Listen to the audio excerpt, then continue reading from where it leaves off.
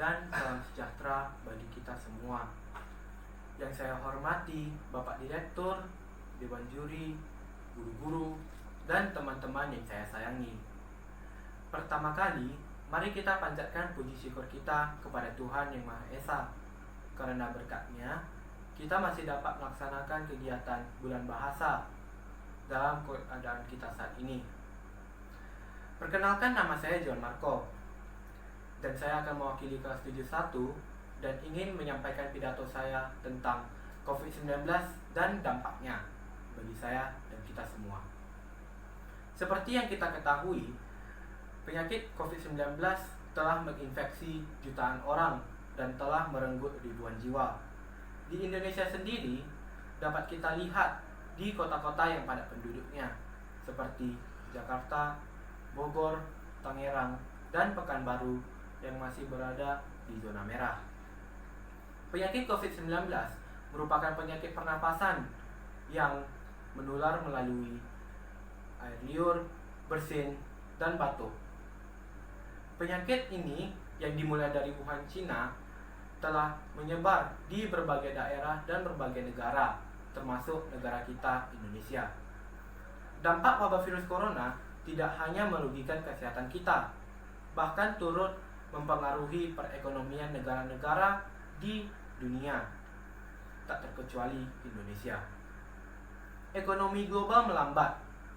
Di Indonesia sendiri, pemerintah telah mencoba berbagai cara dan upaya untuk menekan dampak COVID-19 dengan cara seperti stimulus ekonomi, social distancing, dan work from home.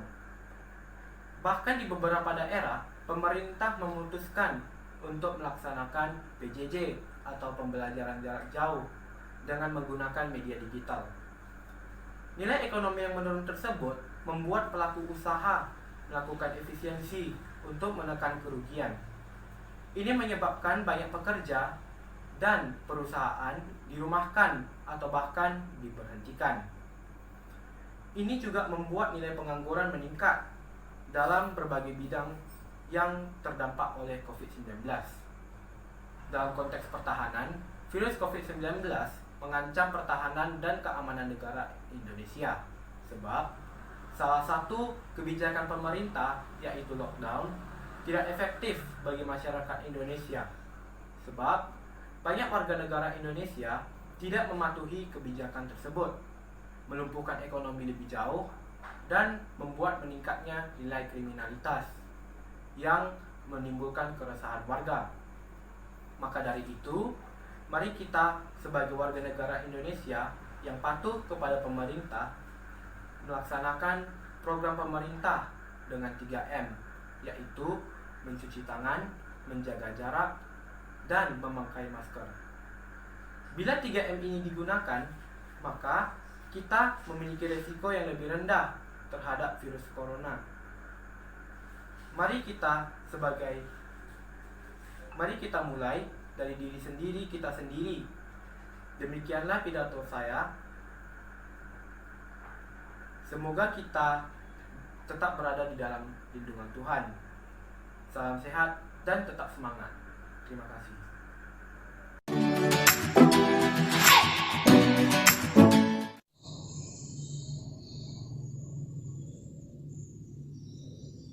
Shalom bagi kita semua. Perkenalkan, nama saya Petri Orsita dari kelas 72.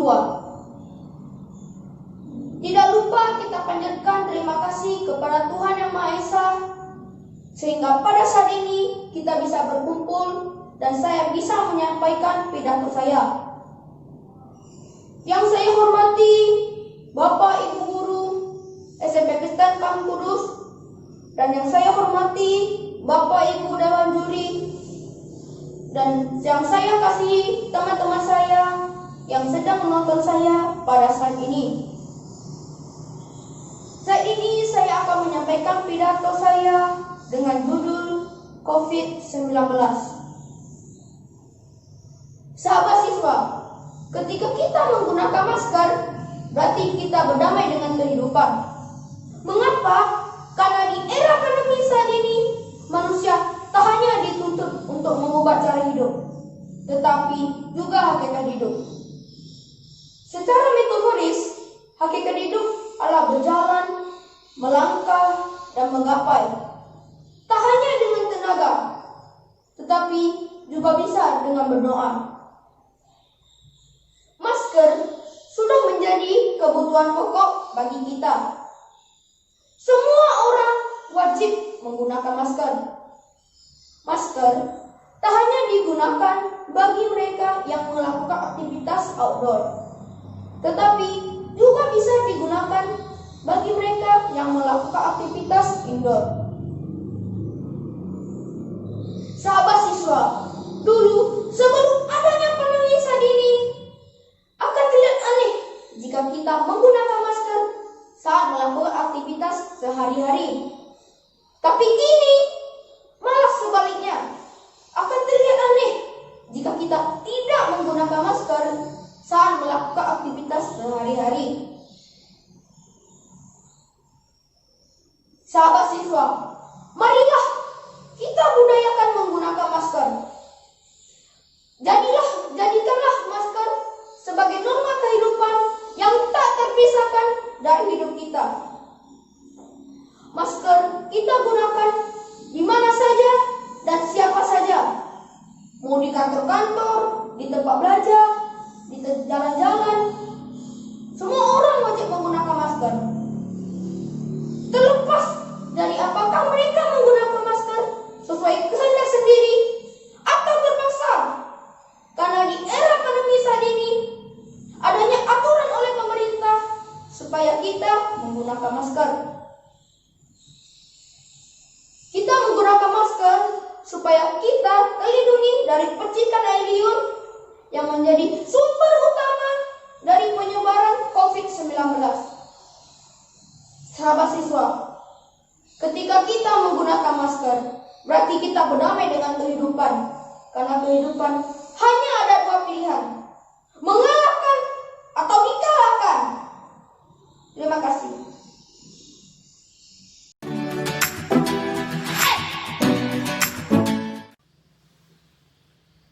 Salam sejahtera bagi kita semua. Selamat pagi Bapak, Ibu, dan juri yang saya hormati. Pertama-tama marilah kita panjatkan puji syukur kepada Tuhan Yang Maha Esa, karena atas berkat dan anugerah-Nya kita masih diberikan kesempatan untuk melaksanakan acara ini.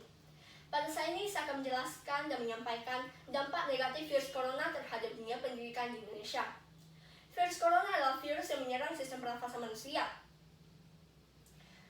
di mana infeksi virus ini dapat disebut sebagai COVID-19. Negara Indonesia adalah salah satu negara di dunia ini yang juga mengalami virus corona. Ada banyak dampak negatif yang disebabkan oleh virus ini, salah satunya terhadap dunia pendidikan. Pendidikan sangat penting di dalam kehidupan manusia. Suatu negara yang maju pastinya didukung oleh tingkat pendidikan yang tinggi. Indonesia merupakan negara berkembang yang tingkat pendidikannya masih jauh bila kita bandingkan dengan negara-negara maju yang lainnya. Namun pemerintah tetap berupaya untuk meningkatkan dan mengembangkan pendidikan di Indonesia. Dunia pendidikan di Indonesia saat ini sedang mengalami masalah yang disebabkan oleh virus corona ini. Pemerintah berupaya menghentikan penyebaran virus ini dengan mengeluarkan kebijakan, yaitu semua siswa harus belajar dari rumah. Adanya perubahan cara belajar mengajar dari tatap muka ke daring membawa pengaruh yang sangat besar di dunia pendidikan. Orang tua harus menyediakan alat-alat belajar seperti handphone dan laptop. Selain itu, orang tua juga harus menyediakan kuota internet, di mana hal tersebut akan membebankan setiap orang tua di tengah kondisi ekonomi yang tidak stabil seperti sekarang. Sebagai siswa juga mengalami kesulitan dalam memahami materi pembelajaran karena terbatasnya media pembelajaran dan jaringan yang tidak mendukung akibat faktor listrik dan cuaca. Siswa akan sulit berkomunikasi dengan temannya dan berbagi pengetahuan bersama temannya, serta merasa bosan dengan sistem daring yang tidak bervariasi ini. Sebagai pendidik, guru juga merasa kesulitan dalam mengajar. Guru harus menyiapkan metode pembelajaran pembelajaran yang bervariasi dan didukung oleh aplikasi belajar yang mempermudah proses belajar. Dalam hal ini, kemajuan teknologi sangatlah dibutuhkan dan juga sangatlah penting. Akses internet ke seluruh wilayah-wilayah di Indonesia sangatlah dibutuhkan, harus dibangun dan juga disiapkan. Selain itu, kerjasama antara pemerintah, sekolah, guru, orang tua, dan siswa sangatlah diperlukan. Pendampingan orang tua terhadap anaknya saat anaknya dalam proses pembelajaran daring sangatlah dibutuhkan. Ada banyak perubahan-perubahan yang terjadi akibat virus corona ini.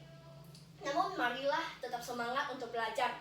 Janganlah karena kondisi sekarang membuat kita bermalas-malasan, dan tetap siap untuk mengikuti setiap perubahan yang ada. Kita sebagai masyarakat dan generasi penerus bangsa tetaplah menjaga kesehatan dan mengikuti protokol kesehatan sesuai anjuran pemerintah, di mana kesehatan adalah hal yang penting sekarang. Demikian yang ingin saya sampaikan. Mohon maaf bila ada kesalahan yang saya lakukan. Semoga kita tetap sehat di dalam lindungan Tuhan. Sekian, terima kasih. Tuhan memberkati.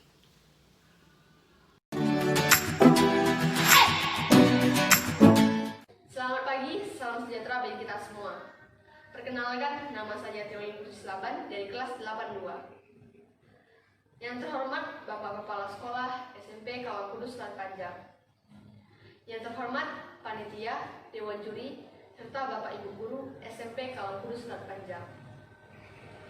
Puji syukur kita panjatkan atas berkat Tuhan Yang Maha Esa yang telah memberikan kita kesehatan dan kesempatan bagi kita sehingga kita dapat melakukan aktivitas walau di tengah-tengah pandemi ini. Saya bersyukur saya dapat dipercaya untuk menyampaikan pidato tentang wabah COVID-19 di Indonesia. Para hadirin yang saya hormati, pasti sudah tahu tentang wabah virus corona ini. Virus ini sudah menyebar luas hampir di seluruh belahan bumi. Semua orang bisa saja terkena virus ini, mau yang muda, mau yang tua, mau yang kaya, yang cantik, yang sehat saja bisa terkena virus ini. Virus ini sudah 7 bulan menghantui kita di Indonesia. Secara akumulatif, tanggal 17 Oktober 2020 ada sekitar 357.000 kasus positif di Indonesia. Akhir-akhir ini terdapat lebih dari 3.000 kasus baru setiap harinya, di mana 3 provinsi penyumbang kasus COVID tertinggi. Yang pertama adalah DKI Jakarta, sekitar 900 kasus per harinya. Yang kedua Jawa Barat, sekitar 500 kasus per harinya. Yang ketiga Sumatera Barat, sekitar 450 kasus per harinya. Memang dalam situasi ini kita tidak bisa menjumpai saudara-saudara kita, teman-teman kita, liburan tidak bisa, bahkan kita belajar pun harus melalui sistem daring. Kita pasti rindu bersekolah seperti biasa, bercanda tawa dengan teman-teman kita, bermain, belajar bersama. Kita pasti rindu ada momen-momen seperti itu. Jadi, kita sebagai warga yang bijak harus membantu pemerintah untuk memutuskan mata rantai virus ini.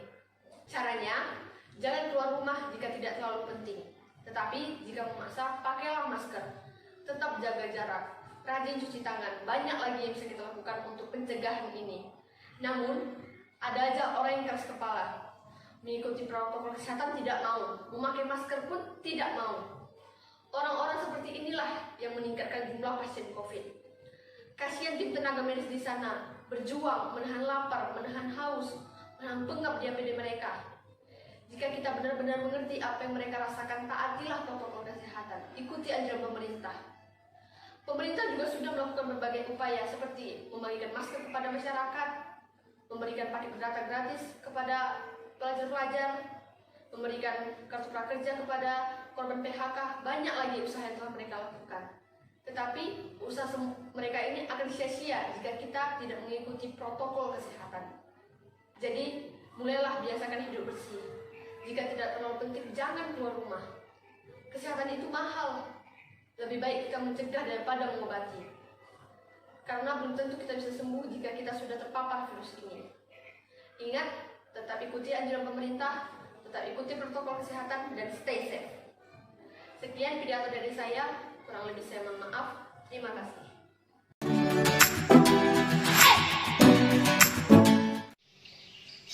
dan salam sejahtera bagi kita semua.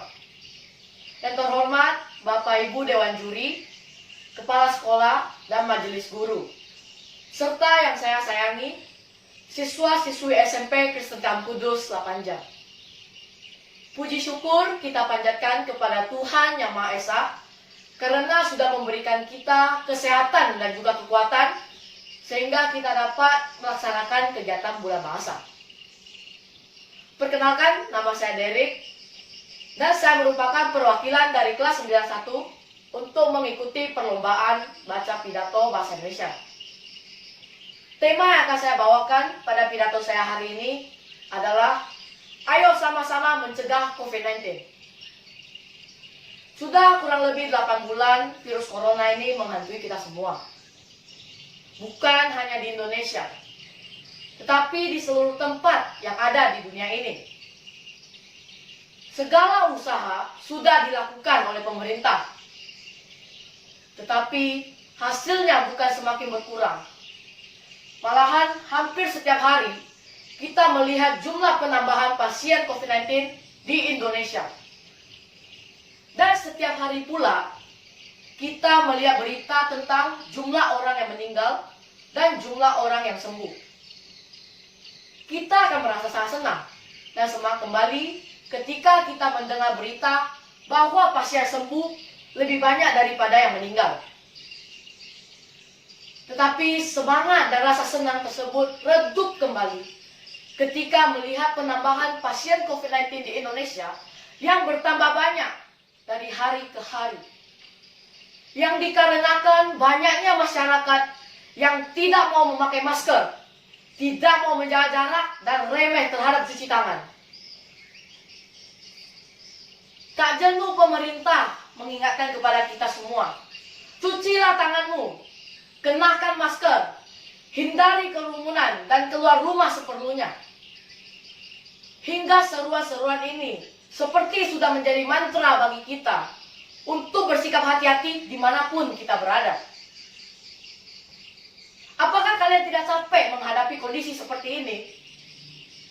Apa sih susahnya kita untuk mengikuti anjuran pemerintah dan mengikuti protokol kesehatan? Mari kita ikuti anjuran-anjuran pemerintah untuk mencegah virus COVID-19 ini. Kita tidak bisa belajar di rumah terus. Tidak mungkin sebuah keadaan dapat menjadi lebih baik jika tidak ada kesadaran dari dalam diri kita sendiri. Hanya kesadaran itulah yang kita perlukan saat ini. Kesadaran untuk berjaga jarak, menghindari kerumunan, mengenakan masker, mencuci tangan menggunakan sabun, dan tetap di rumah. Tentu kita semua pasti akan bosan jika di rumah secara terus-menerus akibat dari COVID-19 ini. Apalagi bagi anak-anak yang ingin mengetahui luasnya dunia untuk menambah wawasan dan ilmu pengetahuan mereka. Dan juga bagi orang-orang dewasa yang memiliki tanggung jawab untuk menghidupi keluarga mereka. Semua orang tentu tidak akan merasa nyaman jika mereka harus dituntut untuk hidup di rumah saja secara terus-menerus. Saat zaman dahulu, julukan pahlawan diberikan kepada orang yang rela berperang melawan penjajah dan mati di medan perang untuk memerdekakan bangsa ini. Tetapi di zaman masa pandemi ini, kita dapat menjadi pahlawan tanpa harus melakukan hal-hal tersebut. Kita hanya dapat melakukan hal-hal yang simpel, seperti tetap di rumah, keluar rumah seperlunya, memakai masker, jaga jarak, dan mencuci tangan menggunakan sabun. Dengan begitu, kita semua sudah menjadi pahlawan yang membantu dunia ini untuk mencegah penyebaran COVID-19. Ayo, jadilah pahlawan bagi bangsa ini dan bagi diri kita sendiri.